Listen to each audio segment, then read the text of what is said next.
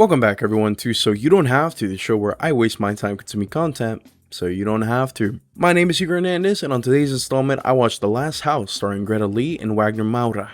This movie follows a family of four inside their home while a mysterious force is keeping them and the rest of the world trapped inside. We follow the family as they attempt to make sense of the chaos and survive with only what they have inside the house. The concept is incredibly unique and was the main driving force for me to watch it. The movie, especially at the beginning, reminded me a lot of Quarantine, so much so where I have to wonder if it was partly inspired by it. Even the idea alone makes me theorize about films in the future that may capitalize on the horror of being stuck inside your home. Greta Lee and Wagner Moura were really at the top of their game with their performances. They sold the part of married couple with kids incredibly well through their interactions and chemistry. They were without a doubt the highlight of the film. I was a bit frustrated at the storytelling of this movie as every chapter felt a bit disconnected. One example of this is the motivations of the son towards the end of the movie. It makes sense why he feels the way he does, but the movie doesn't really earn it or do anything in the way of showing us the build up into why he thinks that way. I love the design of the creatures. They reminded me a lot of a certain Lovecraftian horror where it's undeniable to have been some sort of inspiration.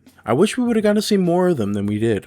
I also love the displays of human ingenuity throughout the film. While it's a little far-fetched to believe that the family had everything inside of their house to make what they did, the props team did an amazing job of making the tools seem cobbled together with random household objects. Also, this is just a complaint with movies in general. Hollywood has no confidence in its audience. I feel like I'm getting reminders every 10 to 20 minutes of the motivations of the father. I would have preferred it to be a quiet build-up with a dramatic conclusion at the end of the movie. This brings us to our final question. Do you have to?